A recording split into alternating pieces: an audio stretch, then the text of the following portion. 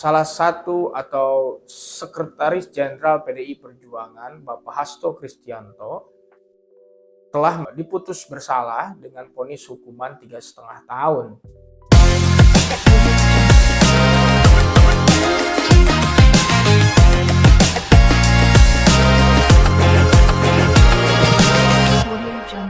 Assalamualaikum warahmatullahi wabarakatuh. Sobat ISB sekalian, berjumpa lagi dengan saya Eki Sirojul Baihaqi di channel ISB Law Center, channel yang memberikan pencerahan hukum yang terpercaya.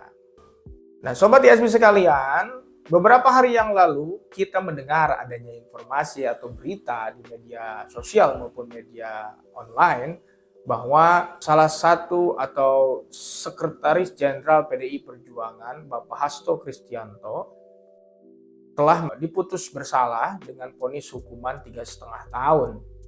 Kasus ini bermula ketika Hasto Kristianto diduga terlibat di dalam tindak pidana korupsi, yaitu berupa penyuapan terhadap mantan komisioner KPU pada saat itu, ya, untuk meloloskan Harun Masiku sebagai PAW anggota legislatif.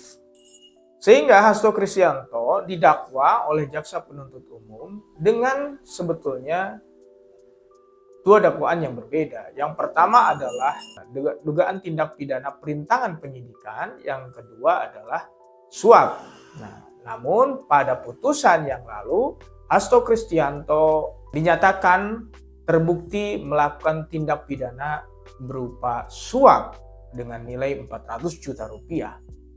Nah, setelah dari peristiwa tersebut, Hasto Kristianto mengajukan upaya untuk melakukan uji material terhadap pasal 21 Undang-Undang Tindak Pidana Korupsi. Jadi dari dakwaan yang dialamatkan oleh jaksa penuntut umum terhadap terdakwa, yang dalam hal ini adalah Hasto Kristianto, yang terbukti adalah tindak pidana suap. Jadi Hasto Kristianto dianggap telah menyuap, terlibat dalam tindak pidana suap dengan nilai 400 juta rupiah kepada salah satu mantan komisioner KPU, yaitu Wahyu Setiawan. Nah, namun di dalam putusan tersebut, uniknya tuduhan perintangan penyidikan sebagaimana yang didakwakan juga di dalam surat dakwaan jaksa penuntut umum, ya, yakni terkait dengan pasal 21 Undang-Undang Tindak Pidana Korupsi, itu tidak terbukti dilakukan oleh Hasto Kristianto. Sobat ISB sekalian, seringkali pasal 21 Undang-Undang Tindak Pidana Korupsi yang berupa perintangan penyidikan ini dialamatkan atau diterapkan dalam kasus-kasus korupsi yang lain, yang sebetulnya ini bukan suatu hal yang baru, ya. Di beberapa kasus sebelumnya juga, terutama yang melibatkan Komisi Pemberantasan Korupsi, kasus perintangan penyidikan pun pernah diterapkan. Bahkan dalam beberapa kasus ini sudah divonis, seperti halnya misalnya kasus EKTP, gitu ya. Kemudian juga kasus yang terbaru juga misalnya kasus timah, korupsi timah dan impor gula misalnya. Bahkan yang melibatkan itu tidak sedikit juga para pengacara ataupun advokat, gitu. Nah, hal ini yang menjadi menarik sebetulnya, gitu ya. Pada satu sisi bahwa seorang advokat atau pengacara itu bertugas untuk membela kepentingan klien. Namun pada saat yang sama ternyata dia rentan menjadi salah satu pelaku di dalam tindak pidana korupsi, yang dalam hal ini bisa jadi advokat terlibat menjadi pelaku di dalam dugaan perintangan penyidikan. Sehingga apa sih sebetulnya yang membedakan antara tugas-tugas profesional yang dilakukan oleh seorang advokat di dalam membela kepentingan kliennya dan juga upaya perintangan penyidikan? Itu tentunya adalah dua dimensi yang berbeda. Dan di dalam Undang-Undang Tindak Pidana Korupsi, terutama dalam pasal 21 itu memang disebutkan bahwa setiap upaya yang dilakukan dengan maksud untuk merintangi, menghalangi, yaitu penyidikan atau proses hukum di dalam tindak pidana korupsi, baik itu secara langsung ataupun tidak langsung, itu bisa dipidana dengan ancaman pidana yang juga cukup serius gitu ya. Nah, hal ini yang memantik juga Hasto Kristianto gitu ya, melakukan uji material terhadap pasal 21 Undang-Undang Tipikor ini, yang itu diajukan bahkan 1 hari sebelum vonis itu dibacakan oleh majelis hakim.